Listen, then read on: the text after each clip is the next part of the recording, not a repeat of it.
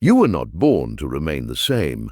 You were born to grow, to transform, to shed old skins and become someone stronger, wiser, and calmer. But for most people, life becomes a quiet repetition. They carry the same habits, the same fears, the same wounds from year to year, wondering why they never feel free. This is where the Stoics speak across time directly into your life. They whisper a truth that is as uncomfortable as it is liberating.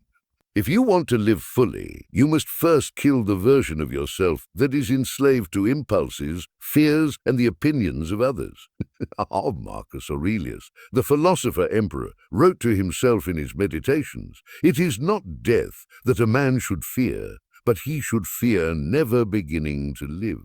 The old self, the one that hesitates, that clings to comfort, that drowns in self-pity, is already half dead. To truly live, you must let it go.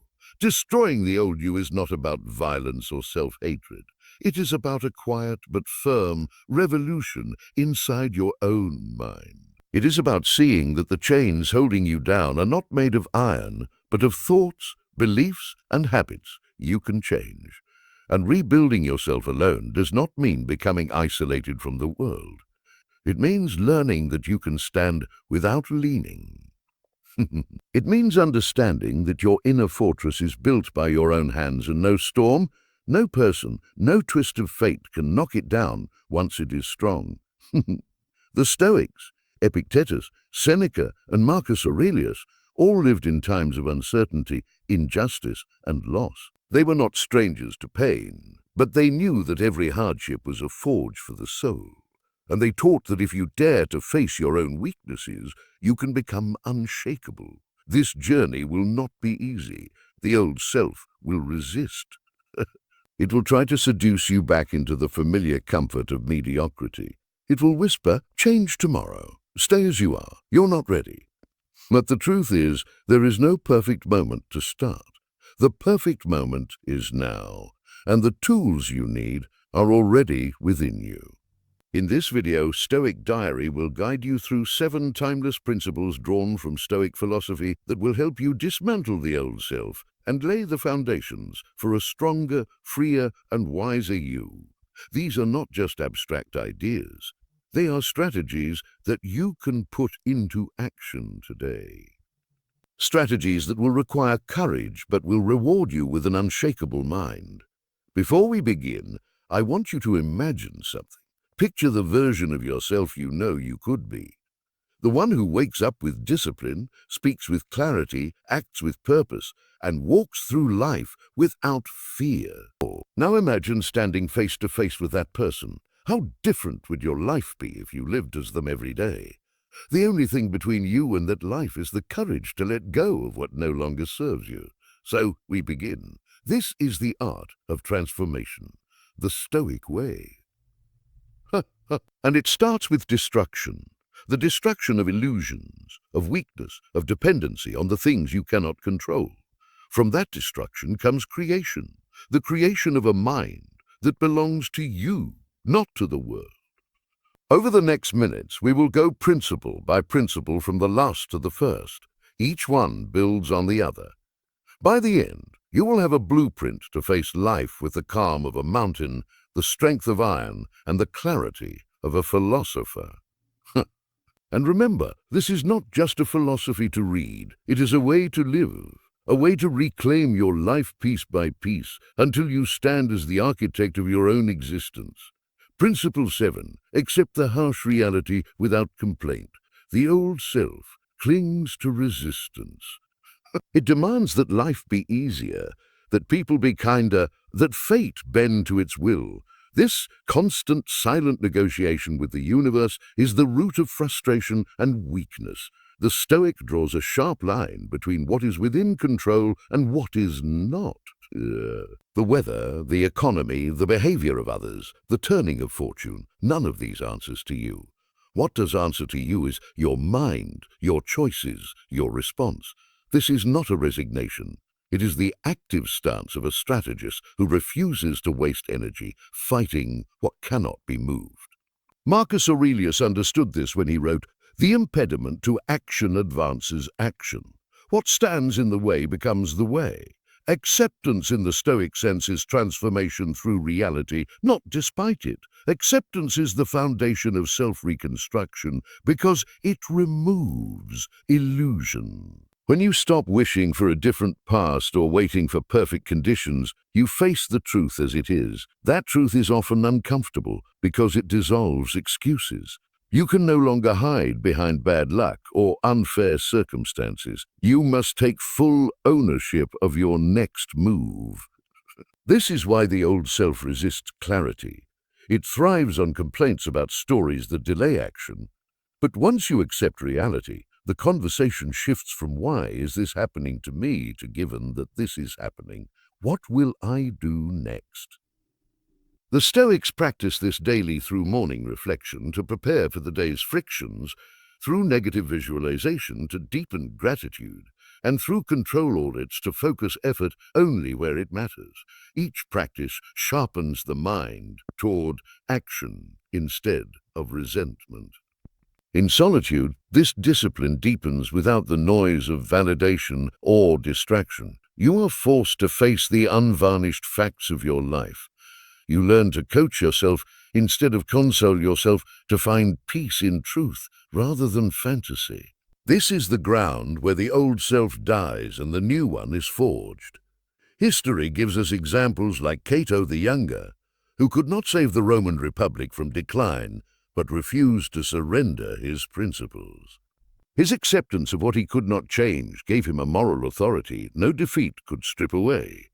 When you master acceptance, bad luck dissolves as a concept. The old self waits for a perfect marble. The new self sculpts beauty from the stone at hand. Principle 6.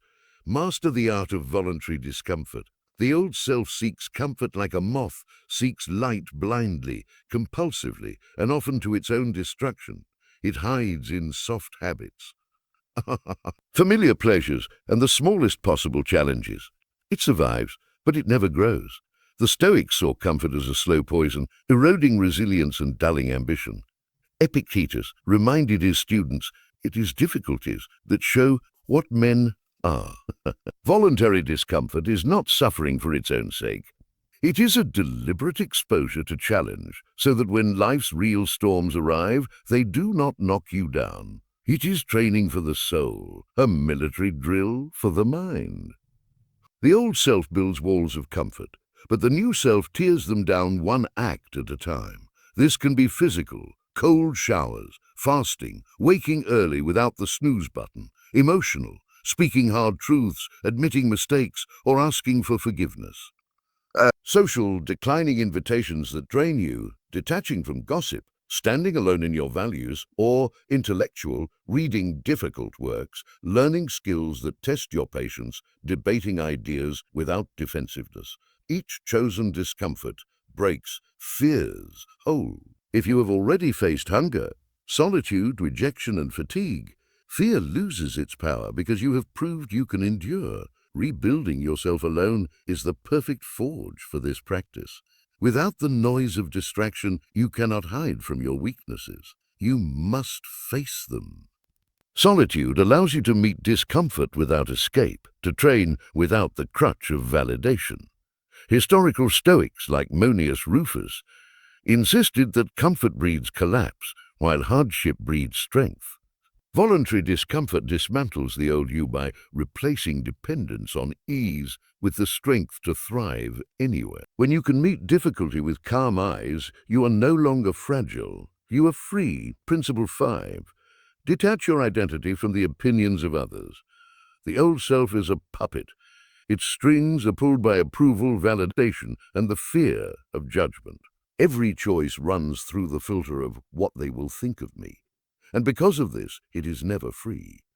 The Stoics saw this as one of life's greatest traps, living by the shifting desires and judgments of others.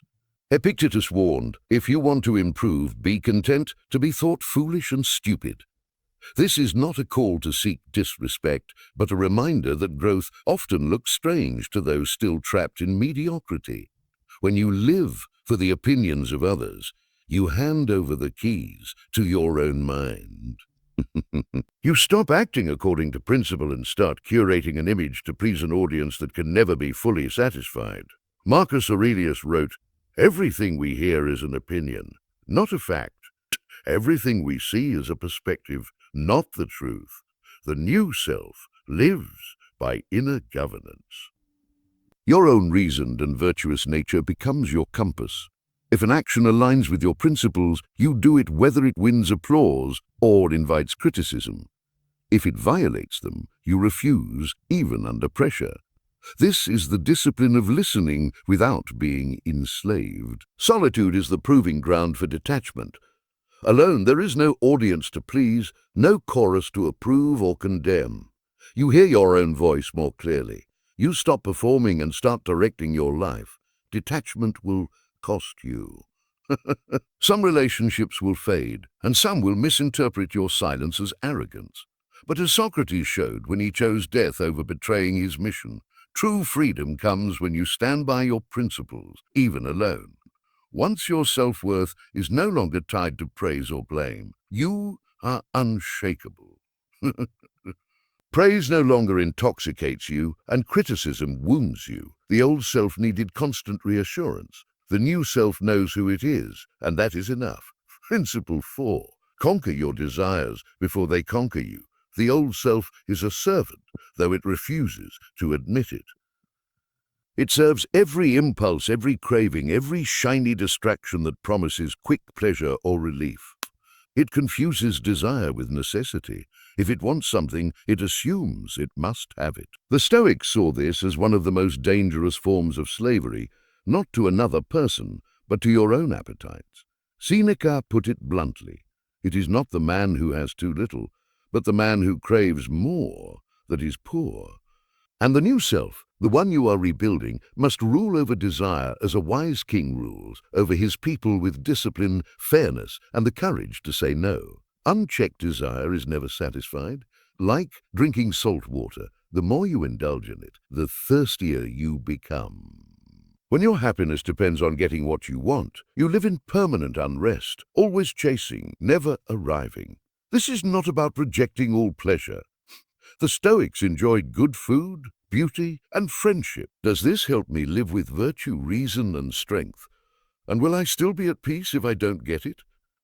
If the answer to the second is no, you are already enslaved. Conquering desire means shifting from "I'll be happy when" to "I am content now." And anything more is a gift, not a need. Solitude is the perfect training ground for this mastery because without the audience of comparison, many cravings lose their grip. Marcus Aurelius, though emperor, practiced simplicity, plain clothing, modest meals, and a soldier's bed during campaigns because he knew unchecked desire weakens the will. Practical exercises like delaying non-essential purchases, living for a few days with the bare minimum, or replacing each craving with gratitude for what you already have helped dismantle the old self. When you can look at something you want, smile, and walk away without inner conflict, you have won a victory greater than any conquest of land or title. Principle 3. Train your mind to see obstacles as teachers. The old self views obstacles as enemies, unwanted interruptions to a life it believes should flow smoothly if things were going right. It thrives only in perfect conditions, like a plant kept indoors, never tested by wind or weather. The moment it's placed outside, it wilts. Every challenge feels like a personal attack. Why is this happening to me? But the Stoic knows better.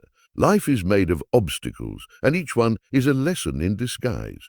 Marcus Aurelius put it plainly, the impediment to action advances action.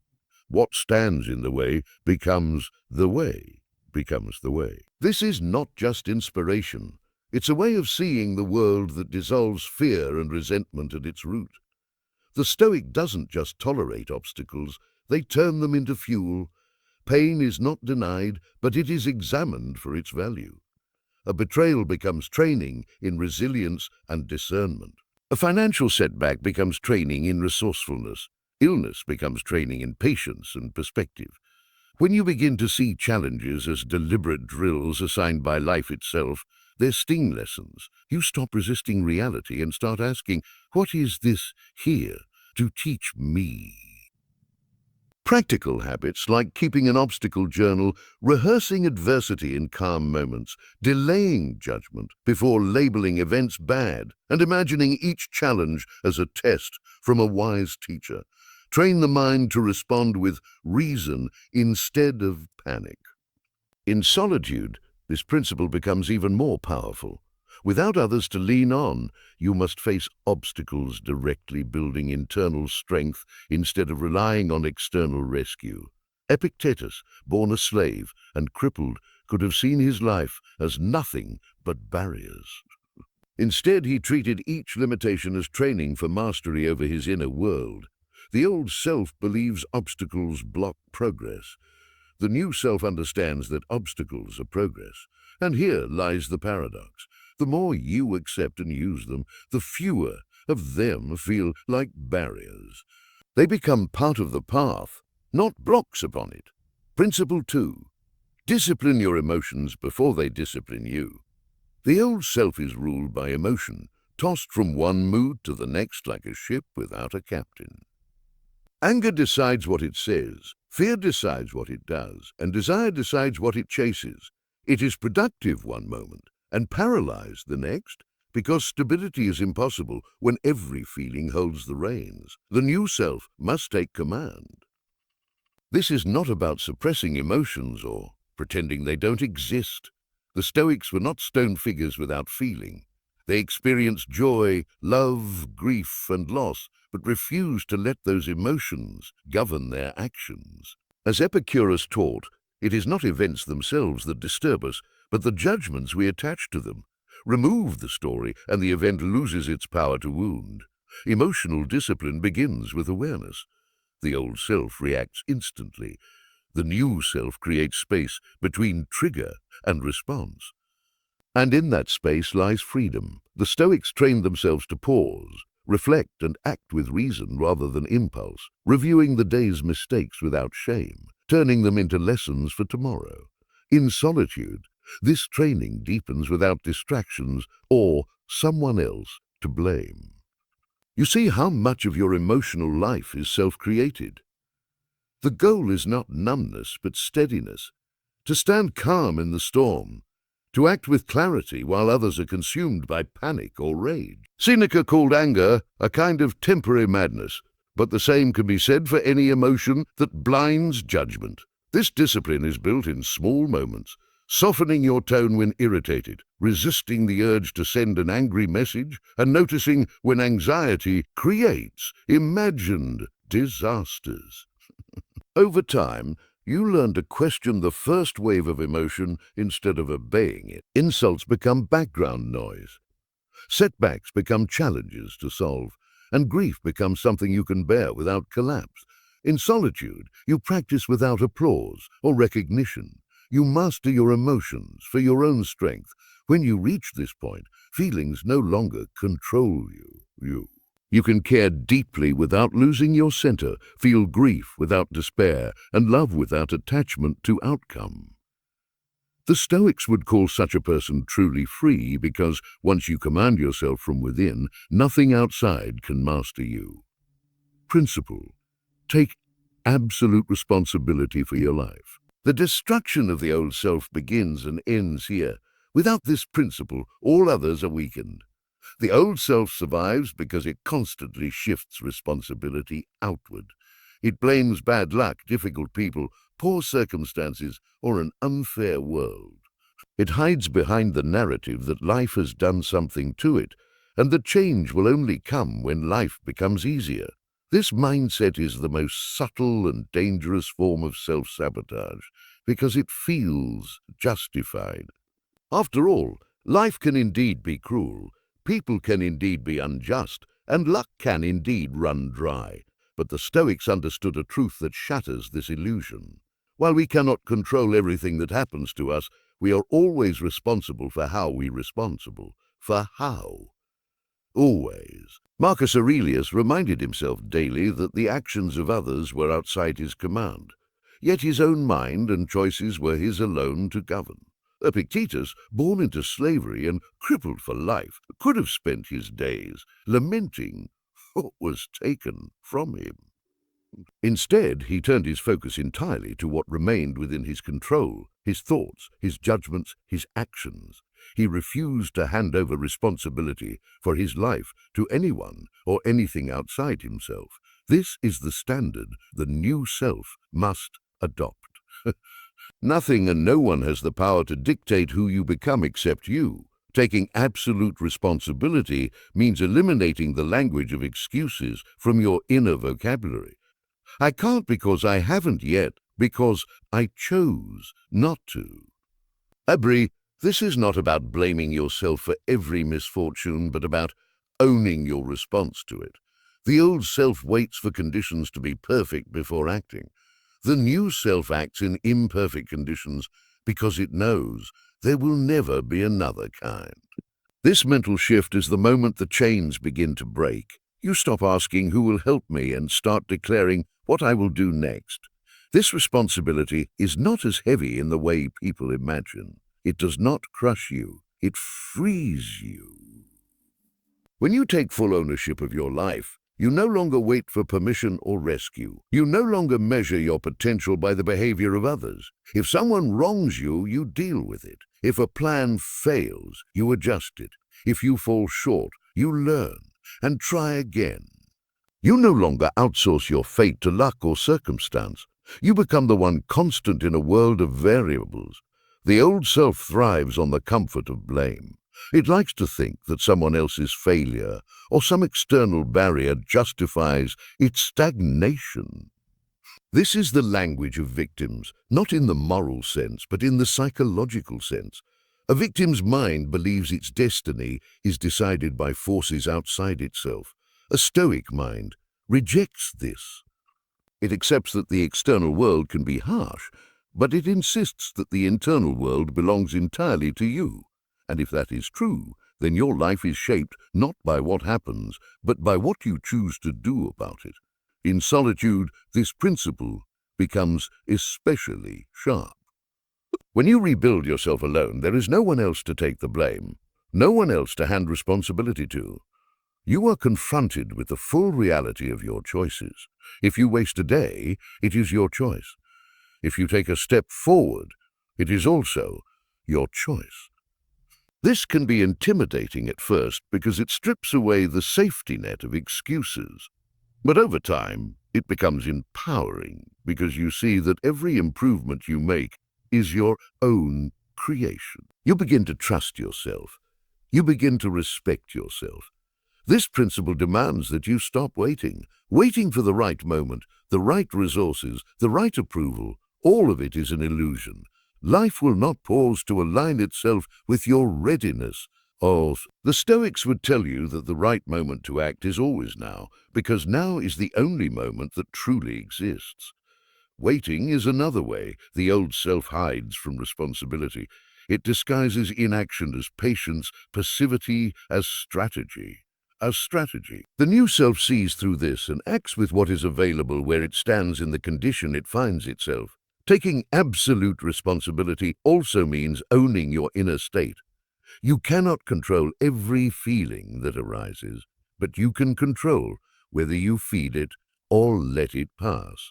You cannot control every thought that enters your mind, but you can control which ones you dwell on.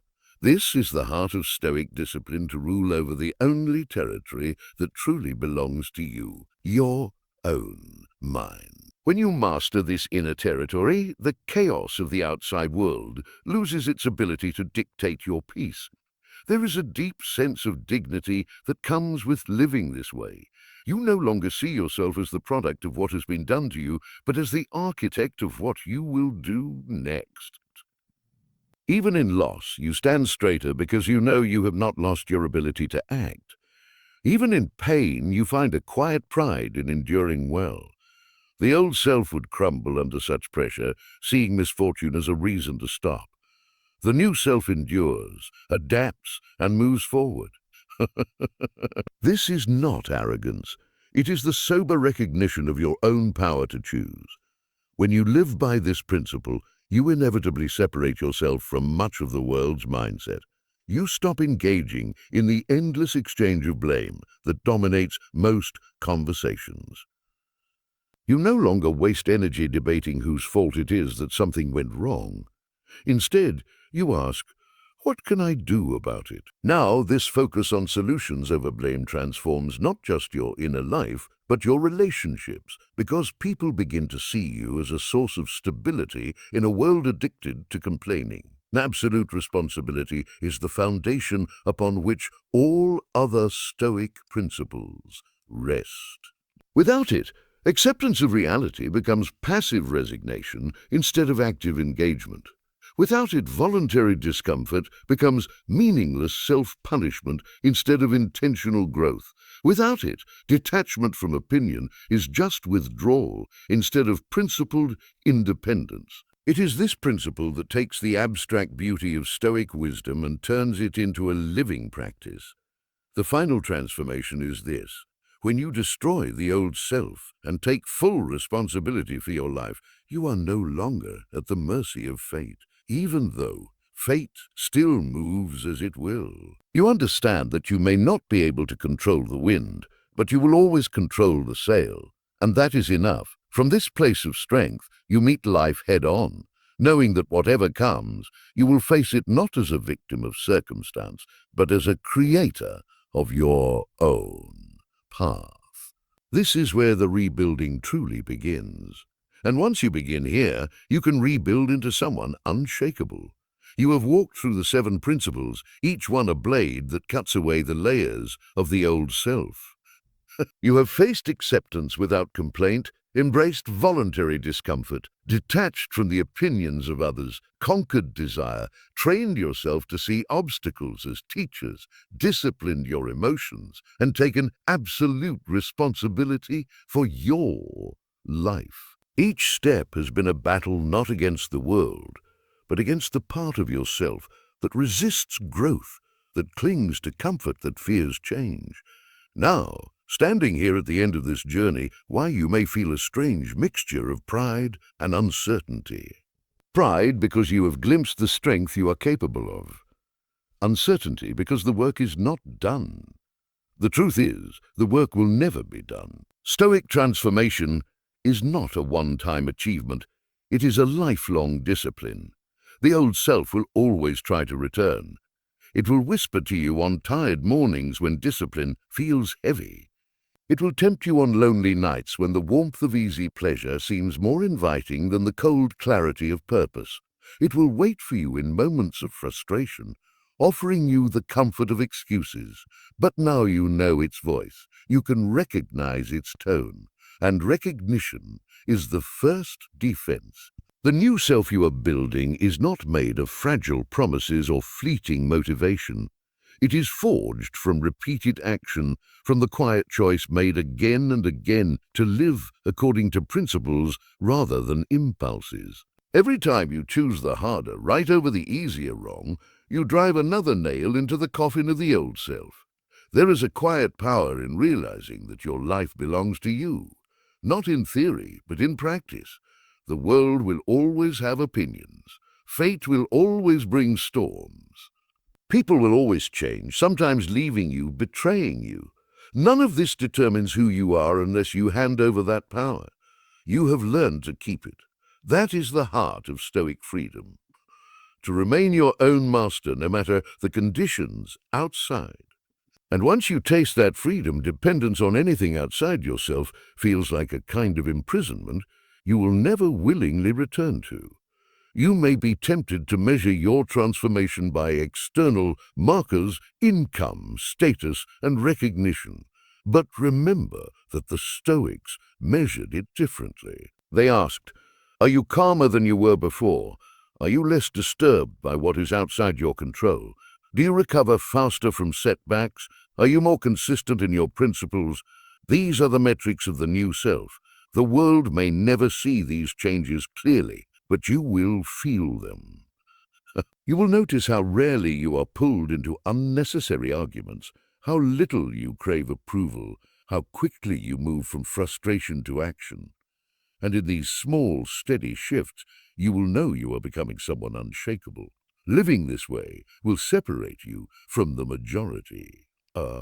Most people are carried along by the current of life without questioning where it is taking them.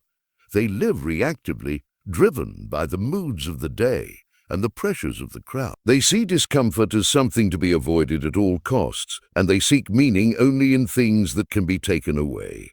Money, praise, possessions. They do not see that they are building their lives on sand. You have chosen a different foundation, stone, not sand, principles, not impulses. And while this path can be lonely, it is the loneliness of the high ground. Quiet but filled with a view that makes the climb worthwhile. As you continue forward, you will face moments that test every principle you've learned here. Acceptance will be tested when life strikes you without warning. Voluntary discomfort will be tested when comfort whispers to you to take it easy, just this once.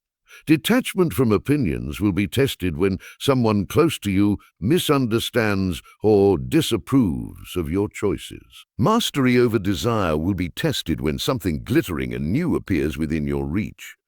Your ability to see obstacles as teachers will be tested when failure feels like humiliation instead of instruction. Emotional discipline will be tested when anger, fear, or grief comes like a storm. And your commitment to absolute responsibility will be tested in the moments you are most tempted to blame.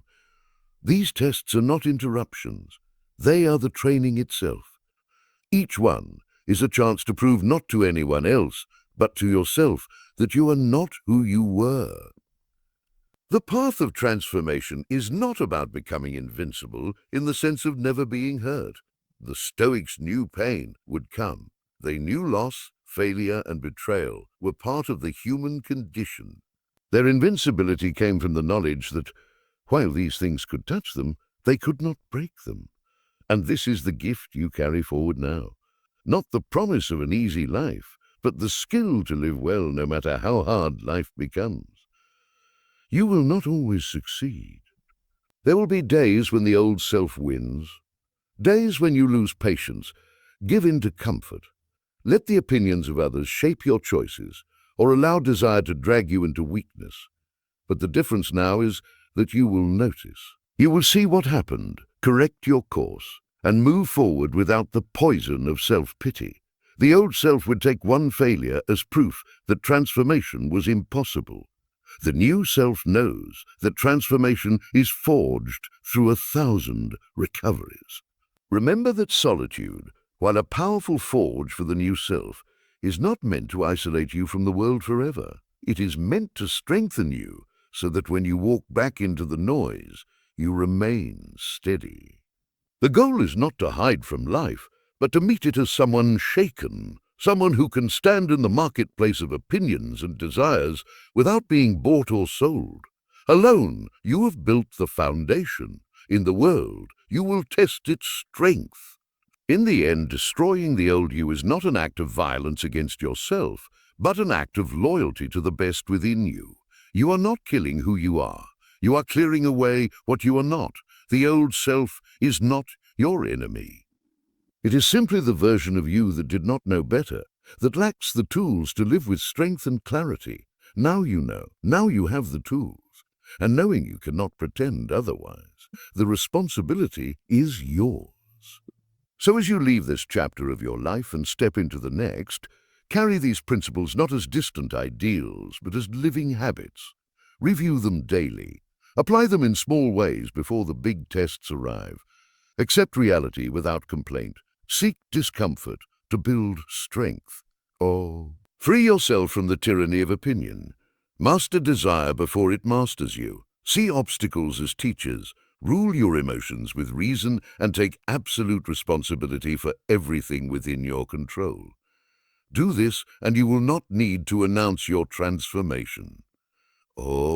It will be seen in the steadiness of your walk, in the clarity of your eyes, and in the quiet confidence that comes from knowing you can face whatever comes.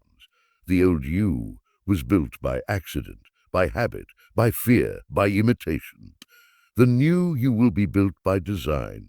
You are the architect now. The blueprint is in your hands, and though the work will take the rest of your life, it is the only work worth doing. Stand up, take the first step, and do not look back.